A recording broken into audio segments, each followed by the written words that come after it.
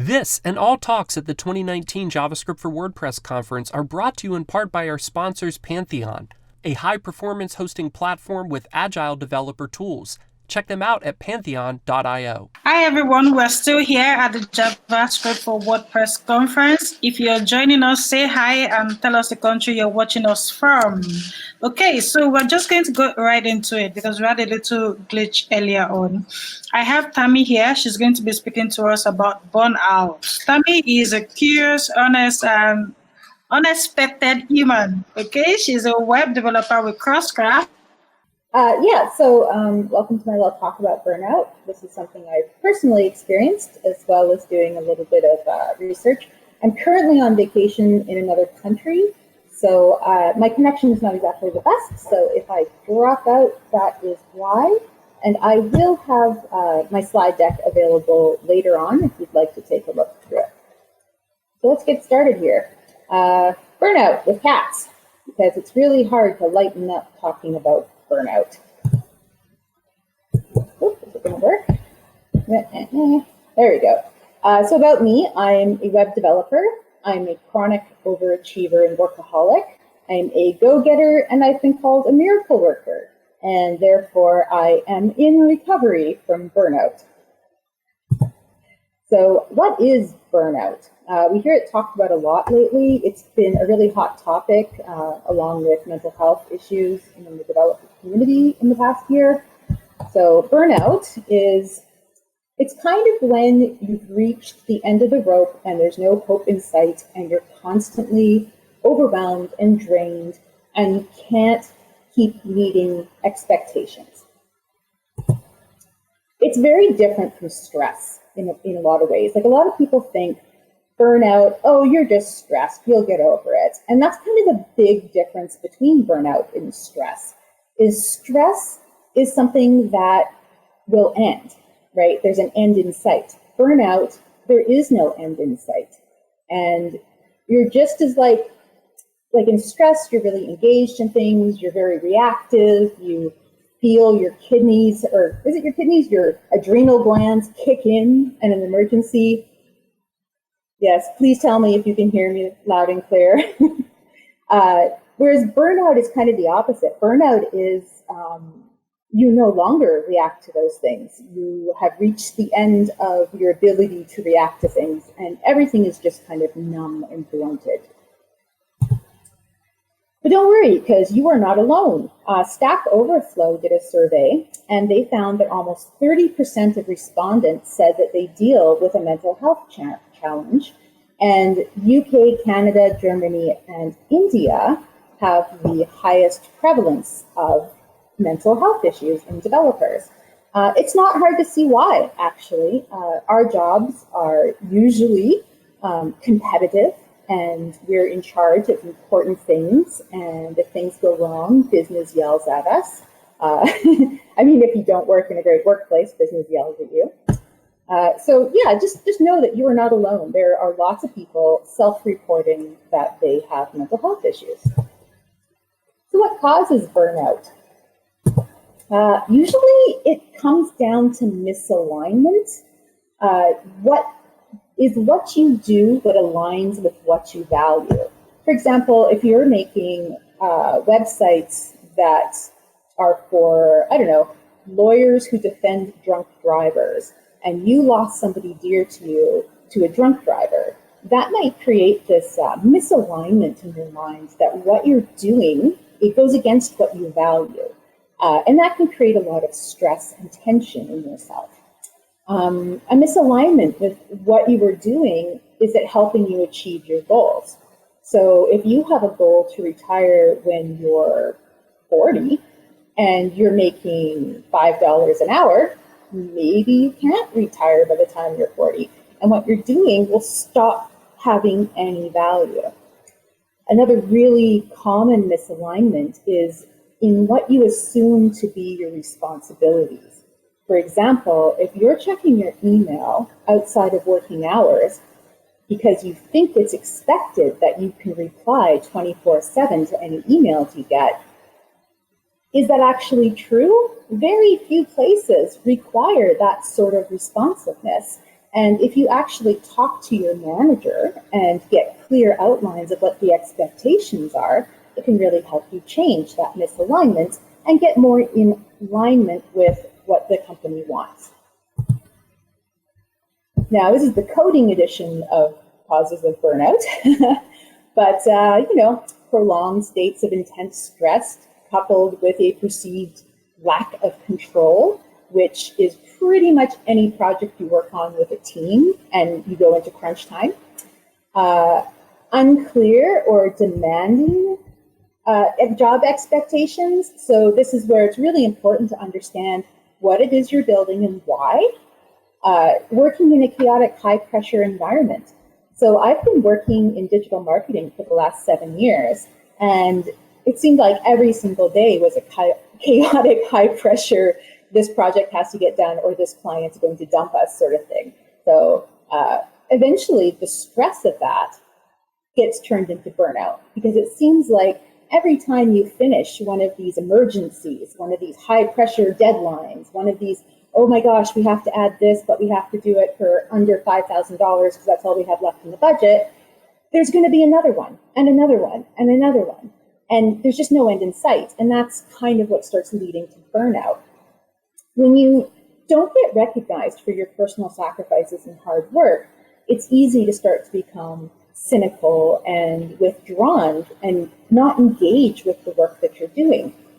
And if there's no relief from your working conditions in sight, I worked on a project for 8 months, and by the 3rd month, I'd already maxed out my overtime, and we weren't sure we were going to hit our deadline. So that was kind of the start of my burnout on that project. And of course, during that time, I really wasn't looking after my physical or emotional well-being, and I picked up a lot of really bad habits that persisted after that project ended.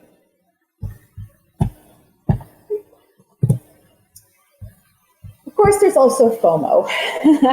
FOMO is also something that's a bit of a hot topic for people in the development industry. It stands, of course, for fear of missing out. Let me just hop to the next slide here. And the coding edition of fear of missing out tends to be trying to keep up with the rapidly changing pace of technology. A really good example of that is JavaScript, which is why I asked Zach if I could talk about burnout in this conference. JavaScript has undergone some major transformations in the last, 5-6 years. I know at first when all these new frameworks were coming out, I was ignoring them because I did not have the cognitive space to onboard a whole bunch of new frameworks and new ways of looking at things while still meeting all of my deadlines. I also was ignoring them because I figured there'd be sort of a VHS versus beta situation going on for those of you old enough to remember when movies were on videotapes. I didn't want to back the wrong horse because I had very limited resources I could put into a new technology or framework. There are currently over 50 major JavaScript libraries, and there's all sorts of boot camps and such, including JavaScript for WordPress, that are churning out junior developers, junior JavaScript developers all over the world. And now the FOMO starts being, how do you compete with a global market of junior developers? How do you keep up with all these changes in just JavaScript, let alone being a full stack developer like myself, where I have multiple languages to try to keep up on? And then how do you separate yourself from the pack? And usually the way you do that is via social media, good branding, building up your authority by, say, speaking at conferences, that sort of thing. So the FOMO is very real in this industry. And the consequences of missing out could be that you don't have a job. So it's a very real fear. A lot of people's answer to this is to learn all the things. Now, learning all the things is very well and good, but I'd like to just say it is impossible to learn everything, absolutely impossible. And you'd be a lot better off picking up the skill to do just-in-time learning, which is you learn things as you need them, but you have a really solid basis in the basics of just about any language. So you study logic, you study data structures, you study those sort of things. And then that way you're able to pick up new learnings as you're required to learn them, but you don't have to have them already sitting in your back pocket.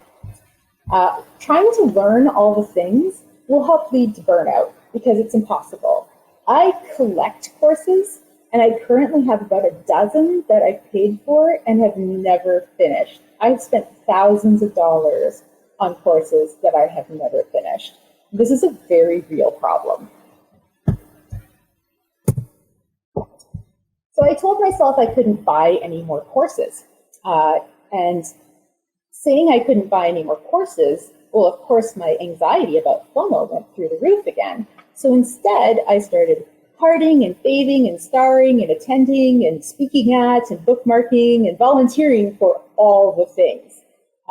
That was also a mistake. You can't do that for all the things. And honestly, if you star every GitHub repository you come across, all of your starred repositories, like if everything is special, nothing is special. And this is the sort of thing I was struggling with.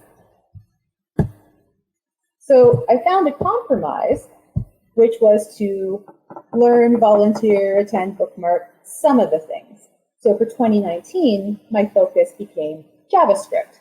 I would try to solve problems with JavaScript or Node or frameworks or that sort of thing. I would try to make my learnings contained to JavaScript. And it kind of helped a lot. It's funny that once you tell yourself it's okay not to know everything, how liberating it can be to then focus on just the one thing that interests you. How to avoid burnout.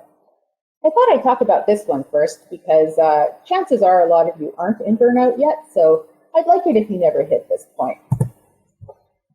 First thing you need are some boundaries.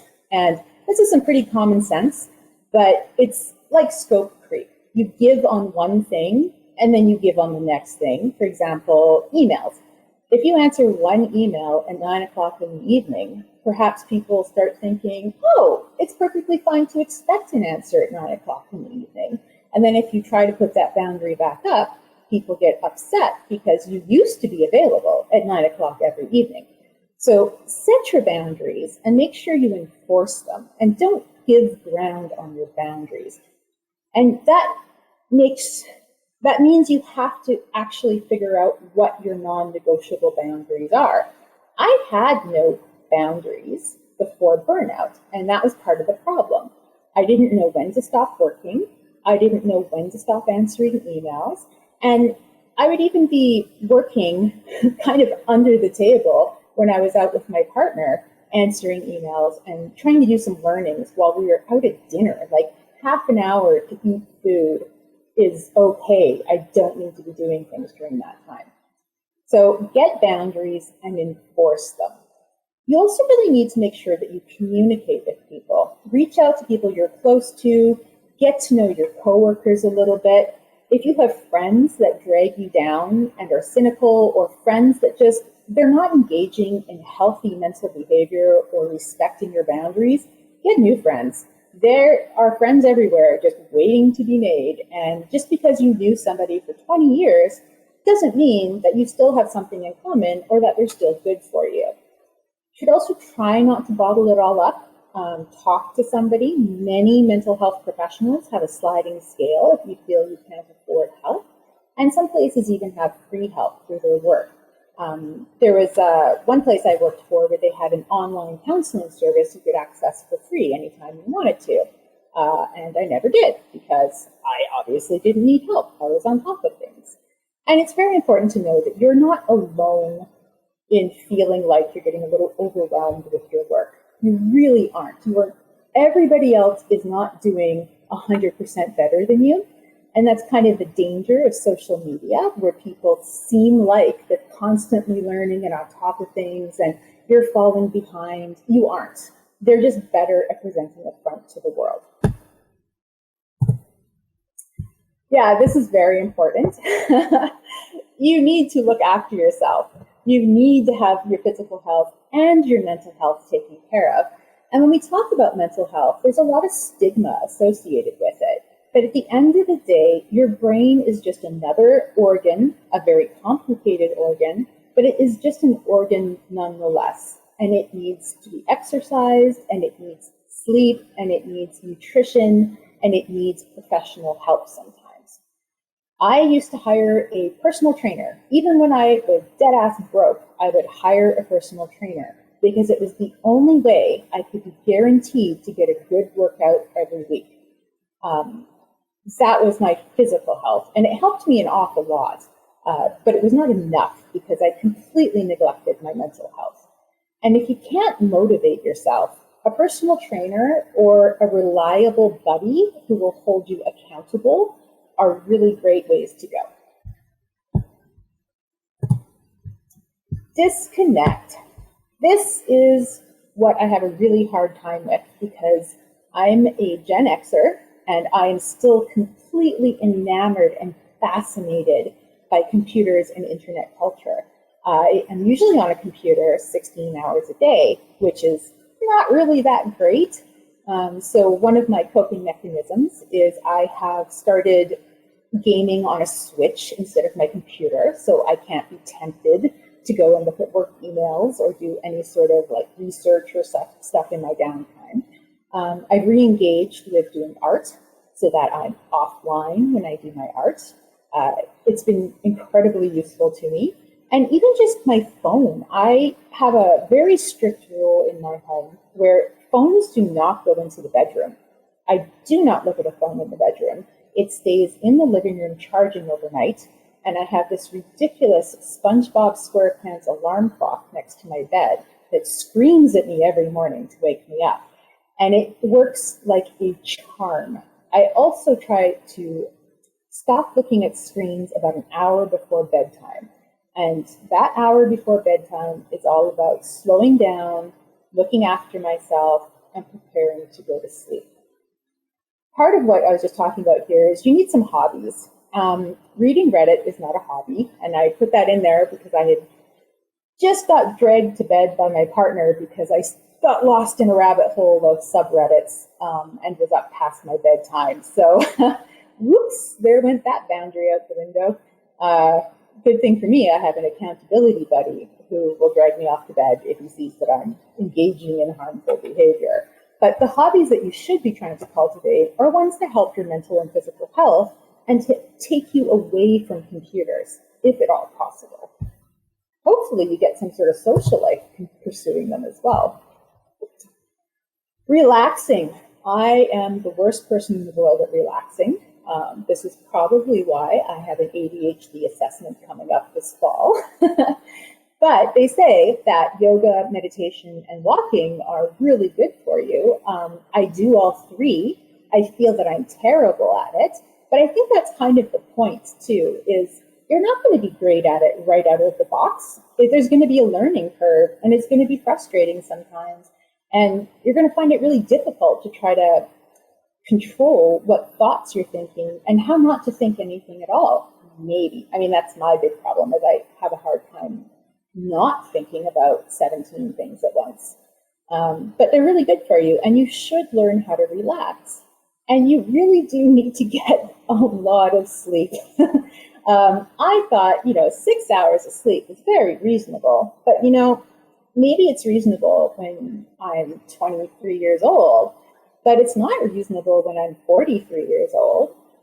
It's one of those things where when I was a kid, I thought my parents were crazy for having naps during the day, perfectly productive sunshine time, and we can't have a nap. Like, I'm not going to nap, but now I embrace napping. I'll come home from work and I'll nap for an hour, and then I'll make dinner. And I feel so refreshed and just ready to deal with my evening at that point. I now, by the way, try to aim for like 9 hours sleep a night, if not 10 if I can. And now that I'm on vacation, y'all are lucky I even woke up. You really need to learn the power of the word no. I find in this industry that if you show to have any sort of talent for anything, or you're an organized person and you can talk to people, you'll start being recruited to run meetups or be on boards or help organize things, or hey, you want to come speak at this thing. And I try to be very selective now with what I do, because I do only have a certain amount of healthy energy to put towards these things. And for the past 6 years, or for 6 years before I hit burnout, I was going 100% in 5 different directions at once. So learn the value of the word no. Seriously, it took me a year to learn how to say no. I bought myself a t-shirt that said nope across it, so I'd have a daily reminder that that was my response to people. And I still failed probably 60% of the time to actually firmly say no to engagements that I actually wasn't that interested in. So I was still working myself a little too hard when it came to doing extracurricular activities. My partner has no problem saying no, and he's completely mystified by why I can't say no. Again, there's 3 slides dedicated to the word no, because no is that important. You're going to think perhaps that you're going to miss out on opportunities, right? You're not going to miss out on opportunities. There's a million opportunities out there, and not every single one of them is going to align itself with your goals. If you make your goals, you'll know if you're out of alignment or not. If you don't actually have any goals, it's really easy to get confused and think you need to say yes to every opportunity because it could lead to something. Well, sure, it could lead to burnout. So really make use of the word no. If somebody asks you if you're available to work overtime this weekend, and they asked you that last weekend, then no, you're not available this weekend. And if they threaten to fire you over it, well, no, you can't do that. Or maybe they think they can, but you better be compensated for that time, preferably with time off, right? You take my time, I get some time back. A lot of people are talking about Jomo lately. Jomo is the joy of missing out. At first, when I heard this, I was a little against it because it seemed to me like the celebration of ignorance. And I'm totally not on board with it being an ignorant person. However, when I started reading into it, I realized it was more about the joy of missing out on the right things. You don't need to be on top of every single trend. You don't need to know everything about every little branch of a project that you're not even a primary programmer for. Maybe it's just something you were following because you felt it would lend some authority to yourself. It's about fighting screens. We don't need to have screens in front of us all of the time. I'm here on vacation, and the first day I left my phone upstairs in my room and started going about my day, I was twitching. My hand kept going to my butt, looking for my phone in my back pocket, and I couldn't find it. And then I'd feel a moment of panic, and then I'd remind myself, I'm on vacation. There's nothing important going to come through that I can do anything about anyways, so my phone might as well be upstairs. Jomo is also about disconnecting from information overload and finding your joy offline. And this is so fascinating to me because as a Gen Xer, I remember before a time when online was even a thing. And I sometimes sit and wonder, what did I used to fill my time up with before Reddit, right? Like, I guess I played outside or met friends for coffee. Like it's really difficult to remember what you used to do. I deleted Animal Crossing off my phone, probably because I added that new WizBiz Wizarding World game on my phone. I'm probably going to delete that as well, because once again, I don't need to be playing on my phone all the time. I'll keep Pokemon Go on only because I'm a dedicated Pokemon trainer, but everything else has to go. And that's part of my making decisions about boundaries and deciding what I'm going to miss out on. Signs of burnout. So this is signs of burnout in yourself or in others. there are physical, emotional, and behavioral signs. Sometimes sometimes it may not be burnout. It may be just somebody's depressed, but it's still worth taking a look at, right? Like if you see that in yourself, you're always exhausted and you keep getting sick, or you feel like you just don't care anymore. Oh my goodness, can you hear that? There's a phone or a clock next to me that makes the sound of birds every hour. So amusing. Anyways, yeah, so, you know, like maybe you're like me and you used food to cope with the burnout, the signs of burnout and the stress that was coming up. You know, when you do 60 days in a row of Git commits on a project that you're working on, and you cope with the lack of sleep and the lack of downtime by eating pho and pizza and fried chicken and just like something to try to keep you going. And oh my gosh, I got a Starbucks gold card real quick working on that project, let me tell you. It's not good. And that should have been a red flag for me. Just eating foods I don't normally do in quantities that I don't normally eat them on to find some sort of comfort or a feeling like I was taking a break. It's not great. These slides will be available later if you want to check out these lists in more detail. So being who I am, which is a stubborn Taurus and a go-getter, I thought to myself, I could fix burnout in a week, maybe 2 weeks, you know, tops. How hard could it be to just relax and get over being tired? I would just sleep a lot. That's all I would need to do, right? It's actually impossible. It is impossible. Let me tell you that. It is so impossible, in fact, that this is 2 years later, and I am still struggling with the effects of burnout. It's a very debilitating problem to have. You need to go see a professional if you suspect you're in burnout. Oops, where did that happen? I'm on a PC, I don't know how to use these. Go see your GP to start, your general practitioner. They'll ask you some questions. They may recommend you go see a specialist in mental health. If you're married or dating, you should let your partner know that you suspect that you are burned out and that it's actually a pretty serious condition and you may need their help and support. Let your family know. And then go get help. It was really funny. Once I realized, we'll talk about that a little bit later, but once I realized what was going on, I told everyone, and mostly so that everyone would hold me accountable if I started slipping back into destructive behaviors again. You also need to know that it's going to take some time to recover from burnout. A week won't do it. I had to change jobs, and lucky for me, I changed jobs right when I hit crisis. That was amazing. And I'm one of the lucky few who was able to remain working while recovering from burnout. Very few people can do that. And the only reason why I was able to is because the manager who hired me knew I was in crisis and knew how to handle a burnout situation. I was very, very lucky.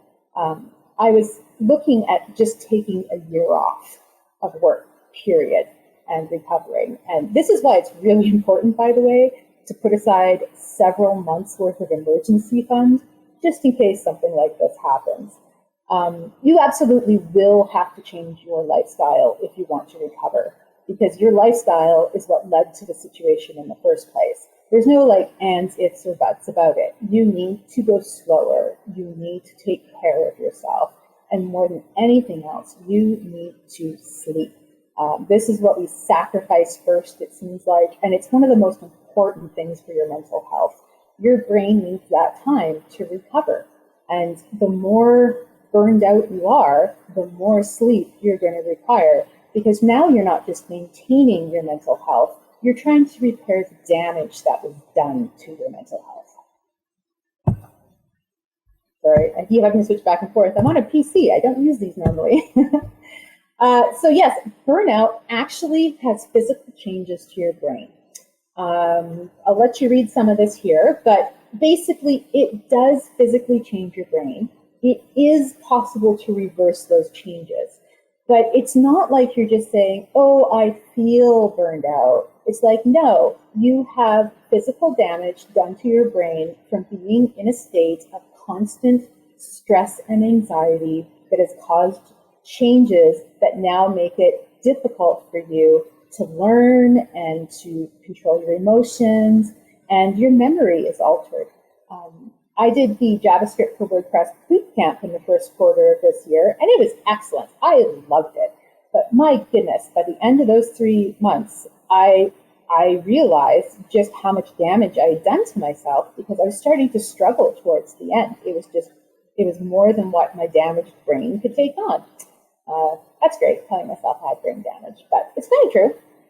And so now I'm recovering and I'm realizing, oh, okay, I need to take things a little slower.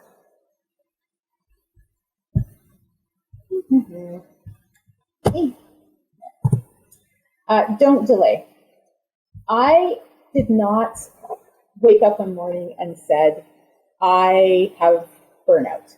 It took several years before I reached crisis and my stubborn butt decided I needed help. I took a month off at one point to, just rest and blah, blah, blah, blah, blah. And I thought, I had big plans for that month. And all I really did was lay on the sofa and stare at the wall. And I thought for sure that that was fine. This was my recovery. A month of just staring at a wall would fix me. It did not, in fact, fix me. And then silly me, on top of my full-time job at an agency, I signed up to teach at a university, a 4-hour class every week, and develop curriculum. So that helped accelerate my dive into crisis. By delaying treating the symptoms of burnout, I made things a lot worse. I should have gone to somebody when I realized staring at a wall was not a good sign. So, crisis. Warning signs of crisis are not always what you think they may be. I have dealt with friends and family members who go into crisis, and they go into crisis in different ways. This is actually researched by my personal assistant, whom I hired to help me with symptoms of burnout, i.e., I can't do everything, so I will assign stuff to her to help me with. And one of the things was research for this talk, and she did an amazing job. And I honestly couldn't do some of the things I do now if I didn't have a personal assistant who I paid to help me accomplish my goals. But people talk about neglecting your self-care, and that seems like very amorphous, like, oh, my self-care, like, what's my self-care? Oh, no, I didn't put on clean pants this morning. No, it's stuff like you neglect bathing and brushing your teeth or brushing your hair. You get rapid mood swings. You become abusive. And it's not that you're being abusive because you're mean. It's usually you're being abusive because you're so frustrated and tired and just at the end of your rope, right? You're more inclined to get angry or to get to have a trigger temper when something doesn't quite go your way because you don't have the energy and the resilience to deal with a sudden change. And so you get very angry when something suddenly changes on you. You may isolate yourself. You may withdraw online, like your social media. You won't post there anymore. Or worse, you isolate yourself from other people in real life, but on social media, you keep posting as if everything is all well and good. That was what I did. Everybody thought I was great because I kept posting happy pictures of food and happy pictures of flowers and whatnot. Well, maybe not flowers. I don't really like flowers. But the point is it is very possible to isolate yourself completely, but not really show it to anyone because you keep an online presence. So an online presence isn't really a great indicator as to whether or not somebody is isolating themselves. It's really more important to try to have that phone call with friends or try to engage them in chat or face-to-face. Like, what sort of craziness is that, right? I would avoid face-to-face. I was a constant canceller. I'd agree to go something and be like, oh, I don't feel too well. And then I'd cancel. And then eventually people stop inviting you out, which was exactly what I was hoping would happen. You get a little bit of paranoia. I didn't have that as much, and I didn't lose touch with reality. But I did have suicidal ideation because it seemed like the only way I could finally get the rest that I really, really wanted. And that was about when I decided I needed to go talk to a doctor. So, warning signs of suicide. This is something to look for in your friends and even in yourself, because you quite often don't realize what you're doing.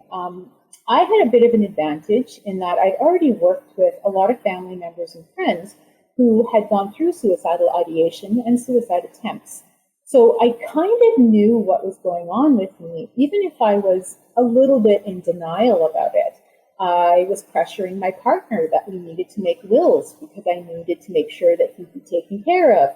I totally embraced this whole millennial militarism.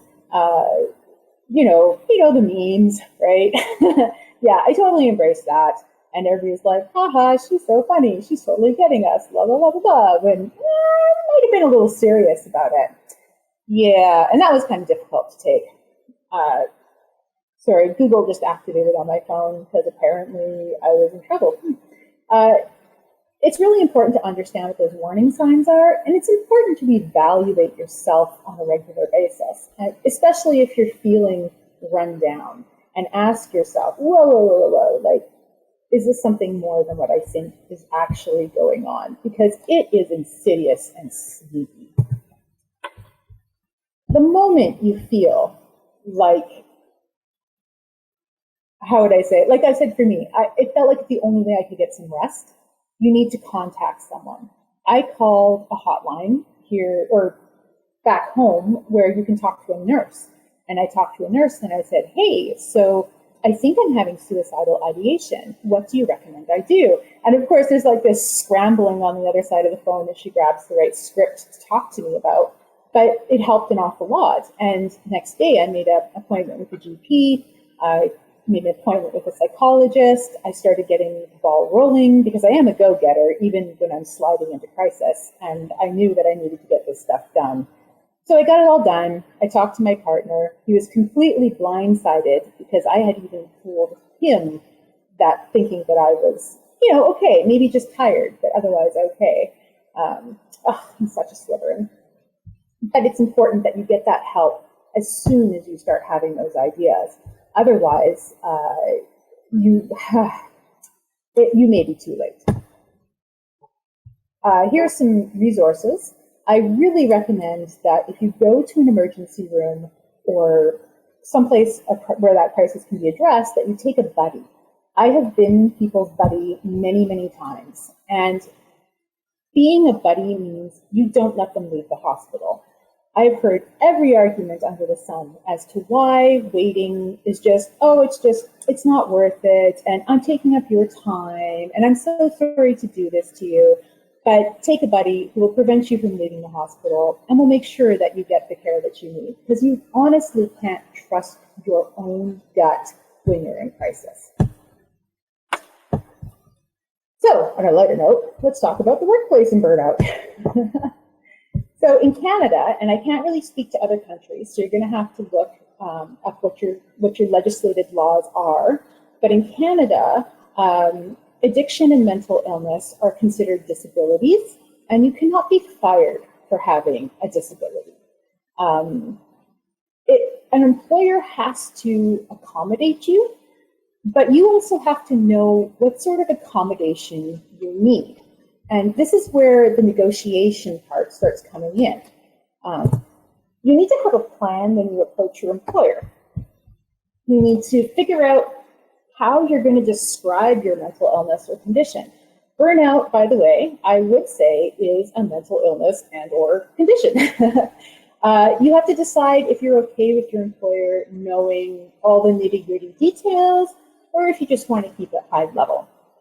I have a former coworker who preferred to just say it's a genetic condition, which, I suspect it was. Myself, I am completely open about these things because I feel that it is something we don't talk about enough.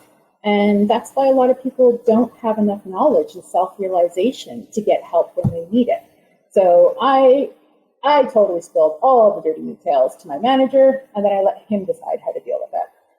I asked for, the only accommodation I asked for was working 4 days a week.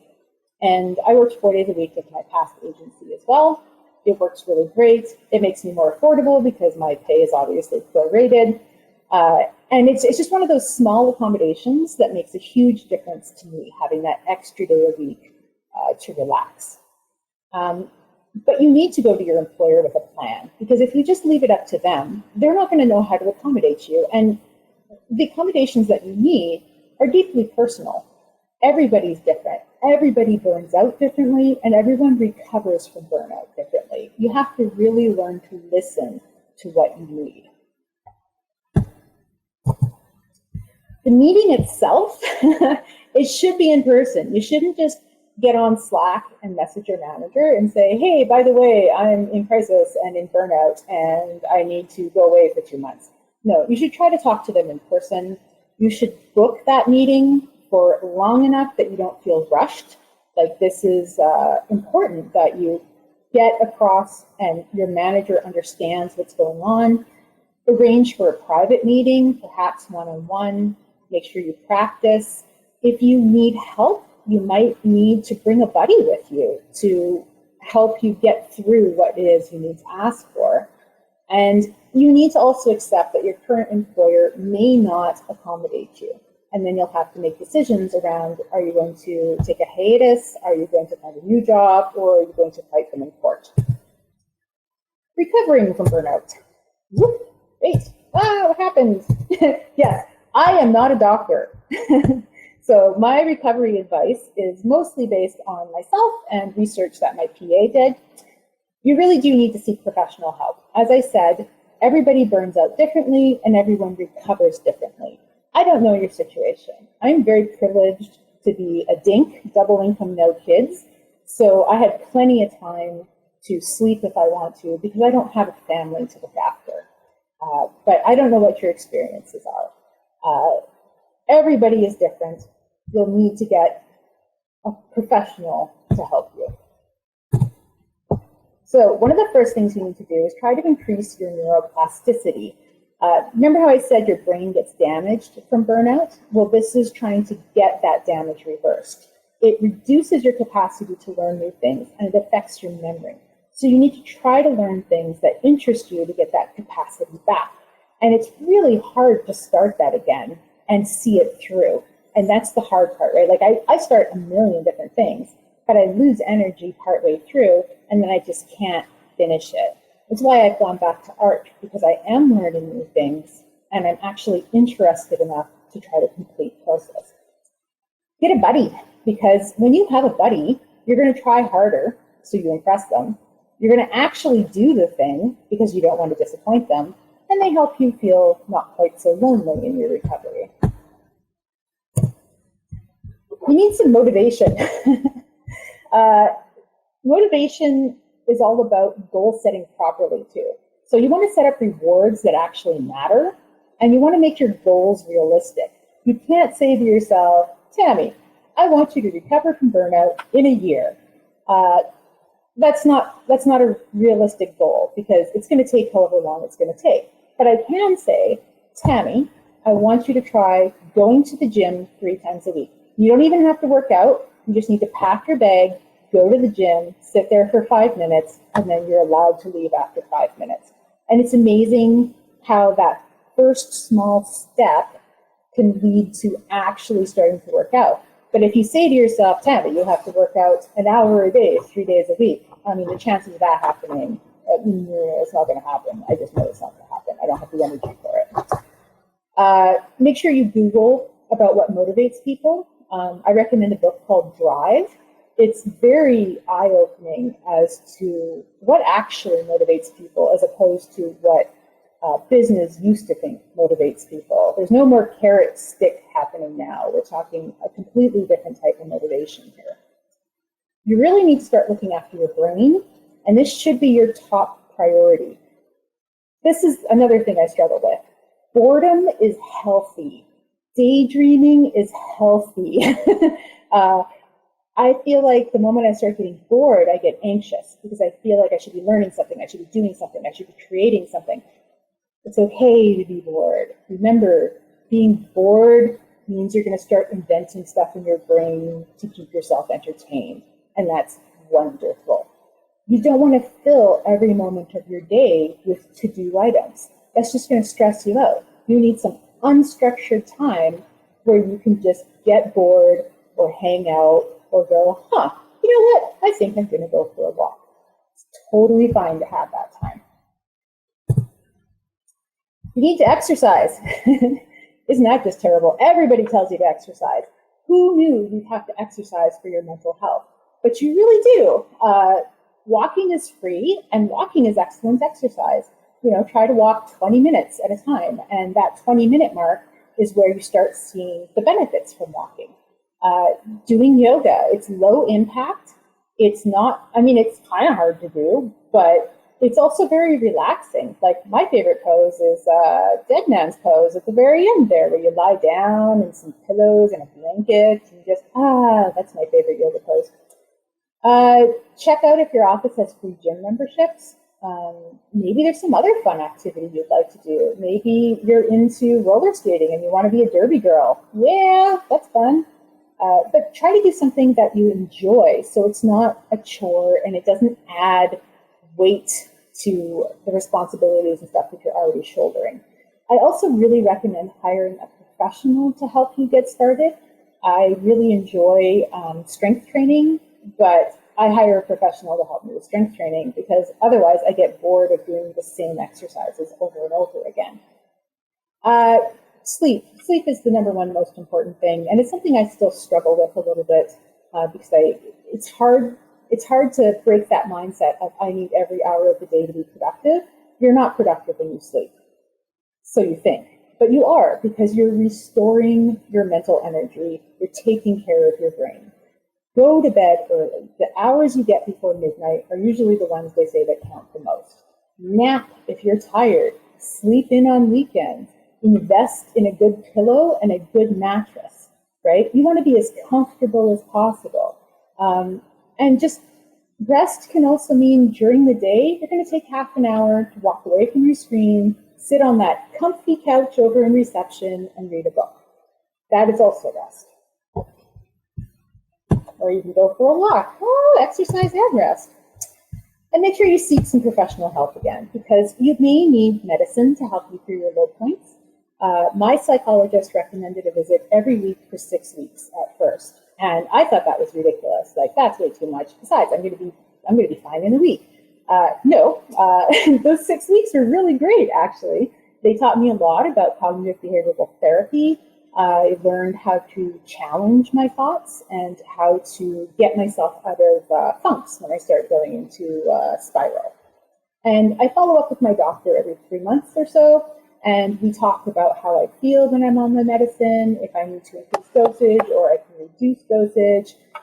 It's always just good to keep touch with those mental health professionals, because during your recovery, you're going to be changing. And you can't just say at the beginning of my recovery, I need this, and then say for the next 2 years, I'm going to need this. It's going to change as you recover. This is an app that I use. It's called Mood Tools. And Mood Tools has a few different interesting things on it. One, it has a test. You do that test every 2 weeks, and it has a little reminder for you. And it tests how depressed and or anxious you are, i.e. how in crisis you are at the moment. You should see those numbers getting smaller as things go along. If they get bigger again, it's time to examine what has caused you to go deeper in the hole instead of climbing further out. There's a nice safety plan bit on the app. And the most important thing I thought that was there's a journal that allows you to record your thoughts and then challenge what your thoughts are by labeling them with thought distortions, and how you can rethink those thoughts to not use thought distortions. It's all in that CBT therapy stuff that they talk about. But this book is actually what the app is based on. It's called Feeling Good, the New Mood Therapy. I've read 3/4 of it. Like I said, I have trouble finishing things. But the stuff that I did read was actually very useful. It helped explain a little bit about how, well, I guess you could say it helped separate what I was feeling from me so that I could examine it and then make changes to my behavior. It's a really excellent book, and I do recommend taking a read through it. So life after burnout. Yeah, there's a lot of cats in this. You need to start being patient with yourself. It's really easy to get frustrated that you can't do things at the level you used to be able to do. So learning to be patient and forgiving of yourself is very important. You need to be kind to yourself. Instead of beating yourself up because you couldn't finish a course, you need to say, you know what? You got 3/4 of the way through. The last course, you only got halfway through. So you're doing a lot better these days. Or just be like, hey, you know what? You failed. But it doesn't matter because tomorrow's another day and you can try again. Nobody says you only get one chance to try these things. You need to sleep. And I know I keep harping on this, but sleep is the most important and powerful tool at your disposal to help your brain heal. And you need a lot of sleep. You also need to learn to accept yourself because you've changed now. There are physical changes to your body. There are changes to your life. You really need to learn to accept who you are now because it's different than who you used to be. Now, when it comes to re-entering the workplace, if you had to leave the workplace, you really need to assess who you are and what you're capable of. You may need to have a mental health person help you figure it out. You may have to describe your disability if you need accommodations. And some places are fine with that, but there will be a lot of stigma as well. If you need to negotiate accommodations, there might be people who say, oh, why do you need that? And then you need to decide to say, I'm in recovery from burnout, or I prefer not to disclose it, right? Like, how are you gonna say that? I've been incredibly lucky that disclosing and being completely honest with people has worked out well for me. But I'm also very well on into my career and I'm in demand. So people are willing to make accommodations for me because they want to work with me. But if you're junior, it can be a lot more difficult because there's a lot of junior developers out there, right? So you need to make these sort of decisions ahead of time. And I did include a link to a resource where you can look up more information about how to disclose these things. You need to pick up some new habits when you hit the workplace again, or in my case, when I transitioned from pre-burnout to post-burnout, Tammy in the workplace. Stop multitasking. Seriously, it's terrible for you. You need to focus on one thing at a time and give it your full attention. You need to work at a reasonable and steady pace. You need to learn how to break down anything into smaller, more manageable chunks, and make sure that you celebrate when you do good things. Totally talk to your manager. If you have a good manager, they should not only be helping you do your job, but they should be helping you think about how to progress your career as well. And when you go to your manager and you say, what do I need to do to be successful? And how do you measure that? It's very useful to have that because then you don't in your head go, oh, I need to answer emails at 9 o'clock in the evening to be a success. No, my manager said the only thing I need to be a success is to come in under budget, right? Easy. Well, not that easy, really. But at least you know that that's the only thing he's looking at, and you don't have to worry about anything else. Make sure you take your breaks. I know in this industry, we tend to, oh, I'm going to skip coffee, or I'm just going to work through my lunch and try to get this thing done. No, go away from your computer, go eat a sandwich, take care of yourself, socialize with your coworkers. How incredible of an idea is that? And do not work overtime if you do not have to work overtime. Like, unless, like, how do I say this? We're just building software and websites, you know? People's lives are usually not on the line. It's really not an emergency if a website goes down. Sure, it is to business, but it's not the end of the world. And it's important to keep these things in perspective because it's really easy to get caught up in other people's emergencies when they're not really your emergencies. Oh no! Okay, well, I'm almost done. I'm on the last one. You want me to just go through? Ta-da! Last slide. So anyways, good luck. You got this. Thank you. Thank you for your time. Awesome. Thank you very much, Tammy. Thank you, everyone, for joining in. No, it's fine. It's fine. We had a little glitch at the beginning, so it's understandable. Thank you, everyone, for joining in. And all right. Thank you.